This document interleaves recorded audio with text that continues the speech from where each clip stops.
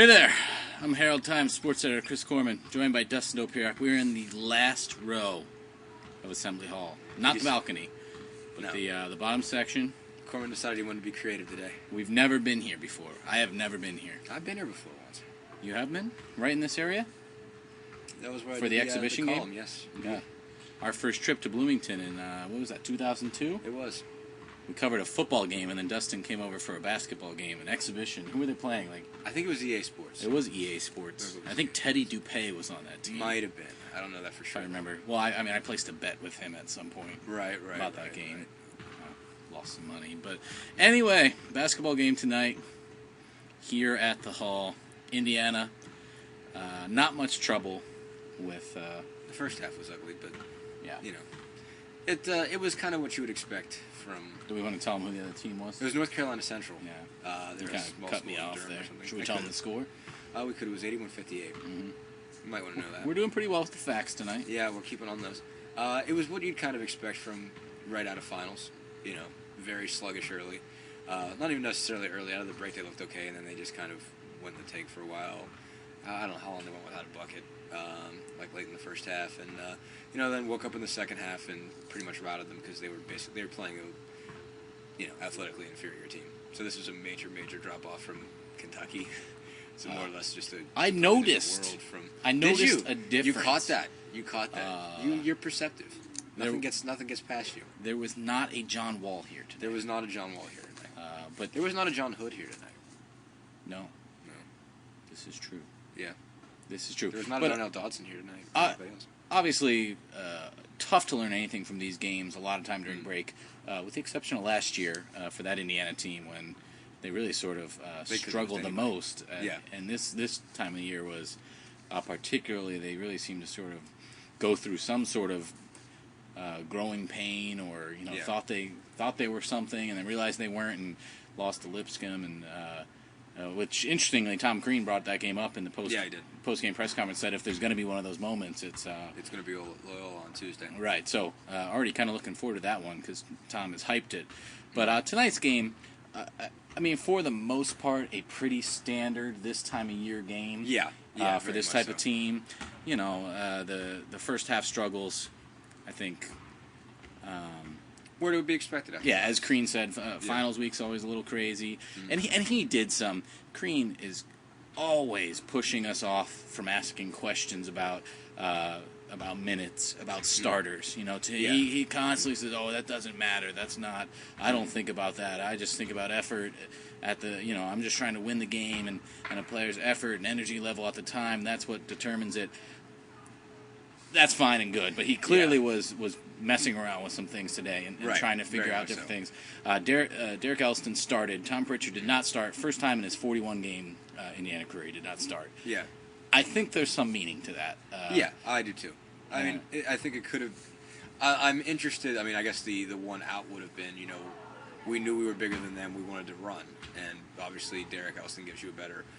chance to run than Pritchard does. He doesn't have quite the speed, and that was an out he could have taken. But he did mention the word challenge. Right. Although he did also say that Pritchard was his best player in practice this week. Yeah. So without question, that there wasn't a close second. Yeah, there wasn't a close second, and it was some very contradictory stuff going on about why he played who. I guess I don't know why he didn't want to get into it at all, really.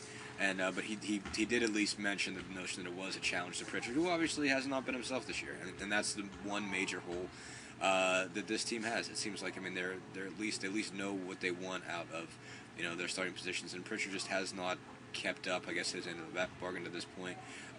Elston obviously has been a better player overall. The issue is, would Elston be a better center?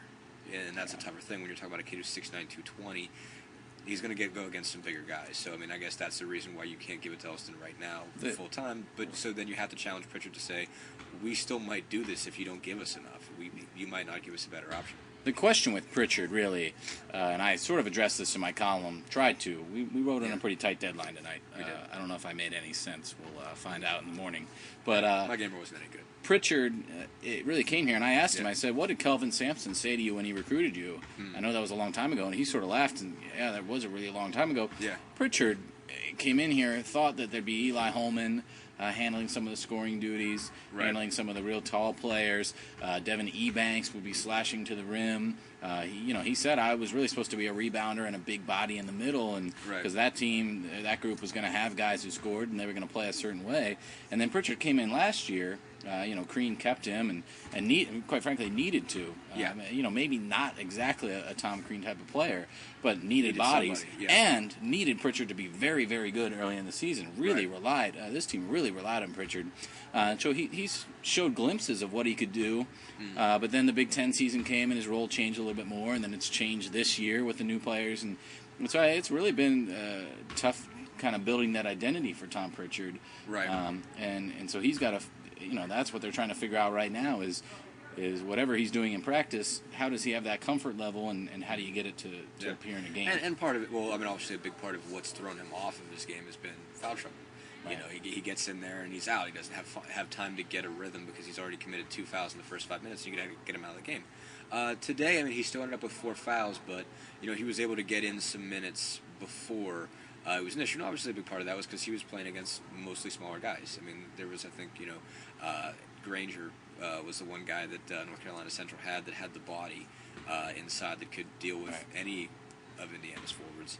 And that gave him a few problems, but not many. So, for the most part, he was able to get a rhythm tonight because he wasn't in foul trouble. He was able to do a couple things, get some confidence. Obviously he gets that dunk for what would have been a 3-point play if he made the foul shot. And you saw a lot more confidence in him than you'd seen. I thought it was interesting. I asked him, what in your mind, what's the difference? He said, well, I really need to be more aggressive, which is sort of interesting because the aggression is partially what's getting him in trouble when he's defending. But then he finally just said it's all mental, and I really think that's where it's at. And you're going to see that with this team. It's young. One guy right now who's not having any problem with that side of the game is Maurice Creek. He's really just been... Absolutely. Well, he's been pretty dominant. There's no question that he's been a very dominant player. Talk on the chat tonight was, Big Ten Freshman of the Year. Certainly got to be in that conversation heading into league play.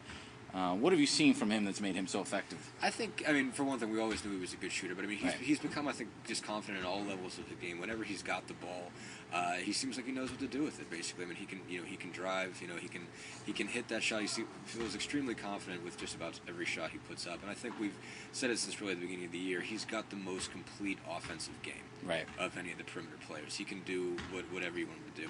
And he was also really connecting with Jordan Holes very well. Holes, I thought it was interesting. I talked to Holes, and he said the way that they can tell that Creek is feeling good, because Pritchard said, when Creek's feeling it, we just give him the ball. And so then I went to Holes and said, how do you know? Is it, he hits 2 shots in a row, or he has a look on his face? And he said, no, when he's playing good defense, that's when we know. And Holes tonight obviously had a little bit of a better defensive situation and really he was came out and 5'7" shot. guy. But you really sort of saw the complete Jordan Holes game. Tom Crean wants him to get more shots up. Says he's one of the better shooters on the team. Which he is. And really wants him to get those. But it was a well-rounded game. I think he had 8 assists. Rivers also had 8 assists. So you kind of see that growth, and that's what these games are for this time of year, is to kind of tighten up a lot of that stuff and figure things out. They're exactly what these things are. Is they're, you've gotten past the main part of your schedule, you've gotten past the main part of your academic schedule, and you're just kind of trying to get your team together before you really get started. This is a very intensive time for basketball teams because they're professionals right now. Once the classes are out, they can practice as much as they want, and so there's a lot more teaching going on. This is really when Crean wants to get a lot of that stuff done. I thought interesting thing, Watford. He said Christian Watford. Second half didn't score a point. One of the better halves he's had all year because of the way he played defense. No, they and that goes for a bunch of them. But you did see some good defense from him. I don't even know how many shots he took. It wasn't many, but he was clearly focused on what he was doing on the defensive end. And that's what they're going to need. They need defensive rebounding out of him and Elston, especially, and whoever they put in at the 5 at any given point in time. And they need those guys to be good post defenders and to rebound well. And really just to battle because they're going to be outsized most of the time. They just have to fight, scrap and claw and just make sure that they're doing things fundamentally well and they're getting after it defensively and getting rebounds. Ultimately, though, the story of this game, everyone got what they always wanted. That's what I always Tijan and Bawa on the court at the same time. They were running into each other. They were magnets. They could not. They were going after the same balls. place. They were guarding the same people. It was everything we ever thought it would be. It was fascinating. And we can only hope it happens Tuesday, so many more times. A quick turnaround.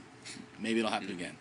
And there's still one more, and Bryant's still on Monday. This can still happen. We can get Tijan and Bawa on the same court at least 2 more times before Michigan. And if that happens, you just made the video go way too long. We're not going to be able to upload it to the website because you're just gushing about Tijan and Bawa. You started it. We have a good weekend. Bye.